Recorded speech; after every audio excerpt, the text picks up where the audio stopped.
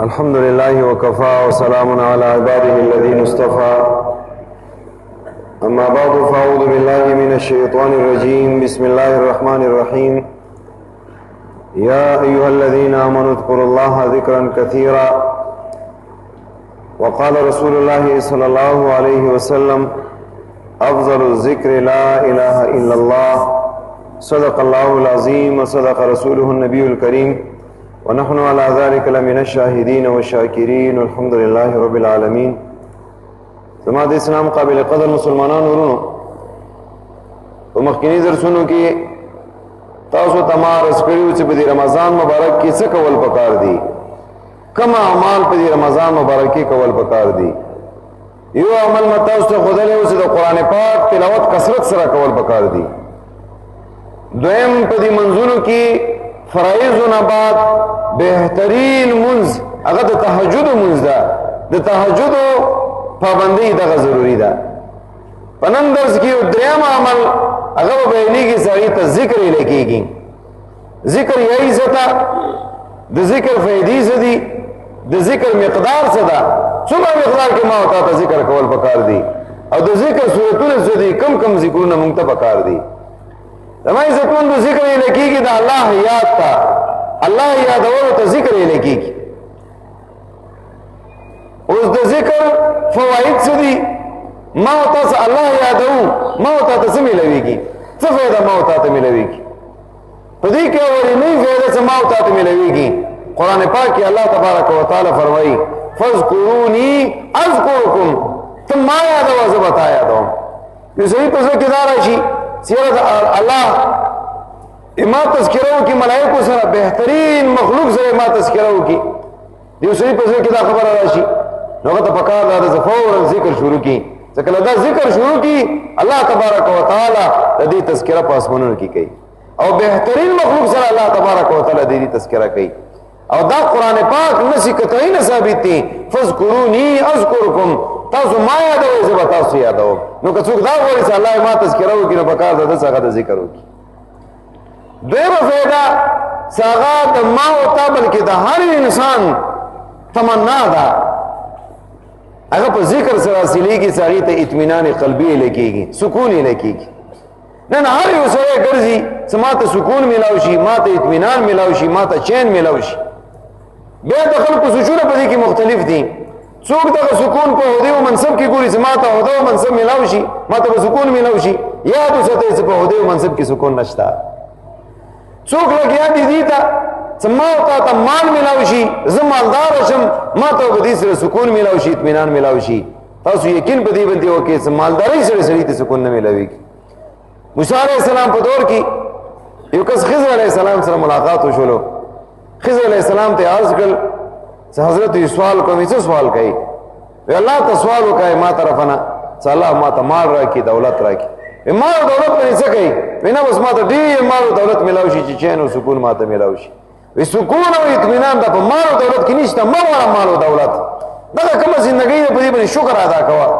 هغه دا غي اصرار او غي سنا خامخا الله ته سوال وکړه الله ما ته مال راکړي. خضر علیه السلام سوال وکړو، الله تبارک وتعالى طرفنا پیغام راغلو. دې سوال قبول نه خو دې داسې وکي چې دې وګرځي کی یو مالدار سره دوغي څنګه دې خوخوي، هغه مال خوخوي، سمات مغه سره وخی چې خدای ما دې سوي په شانت کې. خضر علیہ السلام دې سړي ته وویل چې الله تبارک وتعالى طرفنا حکم دادا چې دې وګرځي کی مالدار خلق دو وګوري، او کم مالدار سره دې خوښ شو هغه سوي نمایز دکی او ما ته وخی زبې مغه طریقې سره کم دی ګرځي. یو مالدار یو قتل وغای خوښ نشولو، بل مالدار یو قتل وغای خوښ نشولو، یو زی ګرځا بل زی ګرځا. اخر یو زرګای یو قتلو څنګه ډیر دی ته پر راحت او سکون کې یو قتل شو. خسته بنگلا، کرو فر، خادمان، نوکران او لوی محل. نو دې ځکه دا فیصله وکړه چې بس همدغه سره بوته ادم چې دغه زرګر ته څومره مال الله ورکړي دا دومره مال الله ما ته راکړي. فیصله هم دا وکړه، واپس روان شولو. ځکه له واپس راتلو ځکه سوچ او سلک معلومات خو وکړه چې دا سره څنګه د خوشحال نه کا خفا ده د مال ورته ملاو د سیدی او سندي لک حقیقت خو معلوم کا دی له غزرګر سره ملاو شولو. او دی ورنه حالات ته پوس کوي څه حالات دي. وته څه ما حالات معلومول غواړي. ما خضر علیہ السلام ته داسې سوال کړو الله طرفه پیغام راغللو وی داسې سړی وښیه څه هغه مالدار وي تا خوښ وي څه مخې په شانتې تام زه کم وی ما ته خوښ شولې نو امتحانه ما ورته زه اخلم چې خدای ما دې په شانتې کې خو لږ ته خپل حالات ذکر کړه هغه فورا غوږونو ته لاس ګوښي که څه خبردارې ما نه ما ورته وانخلئ ما ته کومه زندګۍ ژوند الله راکړې ده الله د مسلمان خو پرېږدي داسې کافر ده هم الله داسې حال نه وساتي دغه سړي په بدن باندې ویښته ودرېدل دا زه څه ګورم دا خو ډېر ښایسته ژوند الله تا ته درکړی ده او ته یې څه ما ژوند الله کافر ته ته هم ورنه کړي مسلمان خو پرېږده تا څه حالات دي ما حال داسې ده چې زه بظاهر ته ما ډېر خوشحاله ګوري خو نن ما کې اور بلېږي اور سر کې نه شم غړولی وی هغه څرنګې وی الله تبارک وتعالی ما ته مال هم راکړلو ما ته یې بیبي هم راکړله ما بیبي سره ډېر زیات محبت و هغې ما سره محبت و الله شان ته ګوره چې ما بیبي بیماره شوله ډېره زیاته علیله او بیماره شوله نو تر دې پورې زم خفا غم خفا ما ورته د محبت اظهار وکړلو چې ما تا سره دومره محبت ته که چې ته مړه هم شي مرګ نه بعد به زه چا سره نکاح نه کوم کمعقل خلک وي نو هغه ورته وایي ښځې ورته وایي نه ما څه یقین ده په تا باندې کیدای شي زه مړه شم هغې نه بعد ته بل چا سره نکاح وکړي دغه سړی ولګېدو وي زه ولګېدم ما د ښځې د خوشحالۍ دپاره خپله شرمګاه ځان نه کړ کړله اوس د یقین پیدا شو که نه چې تا د وفات نه بعد زه به چا سره نکاح نه کوم دغه کمعقلتوب ما نه شوي ده الله شان ته ګوره الله ما بیبي ته صحت ور نصیب جوړه شوله چې کله جوړه شوله زه نامرد وم ما دغه بیبي دې نوکرانو سره او دې خلکو سره ناجایزه تعلقات دي د څومره بچي چې به دې کور کې ته ګورې دا ما بچي نه دي د څومره بچي چې به دې کور کې ګورې دا ما بچي نه دي او دا مال او دولت هر یو شی الله راکړي دي خو دغه بیبي هم داسې نافرمانه ده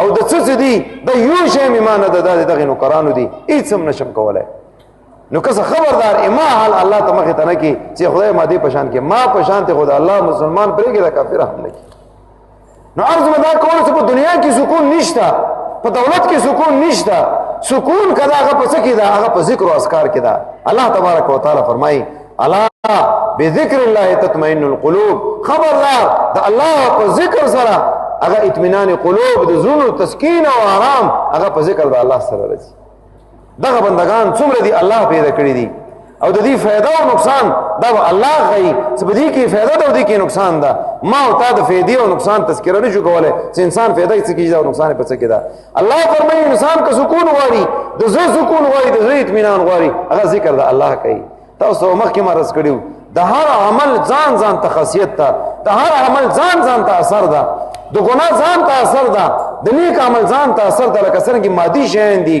اور د اور خاصیت دا د دا سوځول کوي او برف د دې خاصیت دا د صدا یخواله هغه سړي ته محسوسوي همداسې هر یو شي خپل خپل خاصیت ته د بد عمل خاصیت دا ده چې ته بد عمل وکړې نافرماني وکړې دا فورا تا په زړه باندې اثر کوي تا زړه ته خفګان نه باسي ډېر کله ته خلک داسې وي یاره هېڅ هم نشته خو به زړه م خفا ده زړه م خفا ده او د خدای بنده لږ خپل ځان ته وګوره اعمالو ته وګوره نافرماني خو درنه نه وي شوي غیبت خو درنه نه وي شوی بل مسلمان ته تکلیف خو ته نه وي رسولی مونځ خو درنه نه وي پاتې شوی نو هغې نه بعد څه کله ته سوچ وکړې تا ته پته ولګېږي دغه زړه ته خفګان سره غلی ده د نافرمانۍ په وجې باندې راغلی ده او د نیکو اعمالو او د ذکر خاصیت دا ده چې کم یو سړی ذکر وکړي نیک اعمال وکړي هغه اثر هم په زړه باندې کېږي زړه ته الله بهار ور نصیب کړي خوشحالۍ ور نصیب کړي سکون او اطمینان ورته ور نصیب کړي او درېمه فایده د ذکر قرآن پاک کې الله تبارک وتعالی فرمایي واذکروا الله لعلکم تفلحون هر یو سړی دا غواړي چې دنیا کې هم الله کامیابۍ ور نصیب کړي آخرت کې هم کامیابۍ ور نصیب کړي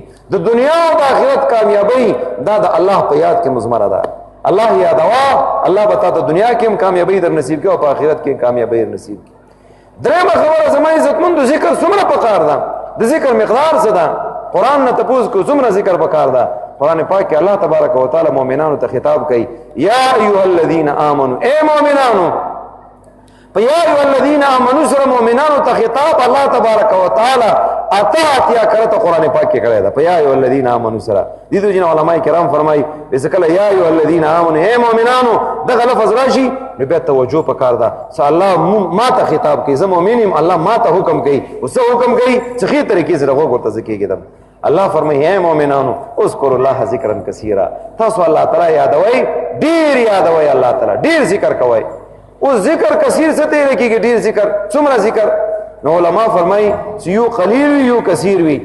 قلیل او کثیر کې فرق دا چې نیمه زیات شي دي ته کثیر یې لګيږي، نیمه کم شي دي ته قلیل یې لګيږي. اوس هر یو څه دا سوچ وکړي چې په ورځ کې مثال طور سره انسان د صحت لپاره 8 غنټې خوب دغه ضروری ده. 8 غنټې خوب ته وکړو 24 غنټې په ورځ کې دي، 8 غنټې خوب ته وکړو 14 غنټې ته ویخي. او ذکر کثیر سے ته لکېږي، ذکر کثیر دی ته لکېږي چې د 14 غنټې په منځ نیمه کا 8 غنټې 8 غنټو نه زیات لکېږي، 8 غنټو نه کم ته کم لکېږي. نو تب ذکر کثیر څومره کوي؟ 8 غنټو نه زیات ذکر به الله کوي. نو تا ذکر کثیر وکړو، الله کوم حکم ده په حکم باندې تا عمل وکړو. دومره ذکر ما او تا ته پکار ده چې 24 غنټو کې چې ما او تا کوم ویخ کې تیرو، چې څومره ویخ ما او تا پاتې کېږو، هغه کې زیاته حصہ د الله په یاد کې ما ذکر. او ذکر په دوه قسمه ده، یو ذکر لسانی ده، یو ذکر قلبی ده. په خلی باندې هم ذکر ده، په زړه کې هم ذکر ده چې تا ته الله یاد وي. یاره الله څنګه یاد وي؟ چې ته خوراک کوي تا ته الله یاد، څښاک کوي تا ته الله یاد، خوب کوي تا ته الله یاد. د دې مثال علماء ذکر کړی ده چې کله ته په لارې باندې تللی چې ته اکسیډنټ ته وګورې، اکسیډنټ شوی وي، نو هغه هیبت هغه منظر څه کله ته وګورې، نو که ته کور ته کله راشي که څوک خبرې کوي تا په ذهن کې هغه اکسیډنټ وي، که ته ټکاله خوري تا په ذهن کې هغه اکسیډنټ وي، که ته مونځ کوې تا په ذهن کې هغه اکسیډنټ ولا هغه حالت او کیفیت وي.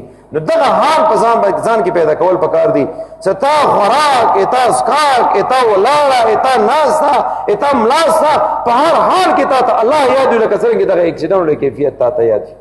دې طریقې سره په ژبه هم ذکر، په زړه کې هم ذکر، دې طریقې سره ذکر کوي.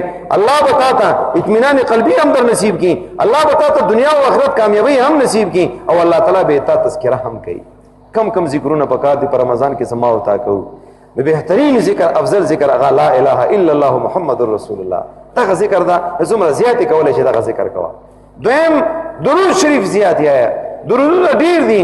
خو کتاب کې ما کتو مولانا عبدالرؤف سکروی سے دامت برکاتهم العالیه هغه په خپل خطباتو کې لیکلي دي و دا درود شریف اللهم صل علی محمد افضل صلواتک، اللهم صل علی محمد افضل صلواتک. و دا یو درود یو کرت څخه انسان وای د 10,000 بار درود شریف ثواب الله تبارک وتعالى په یو درید باندې دي تور کوي. یو کرت هغه وای اللهم صل علی محمد افضل صلواتک، دا یو کرت یو سره تا الله تبارک وتعالى د 10,000 د درود شریف ویلو هغه ثواب تا ته درکړي.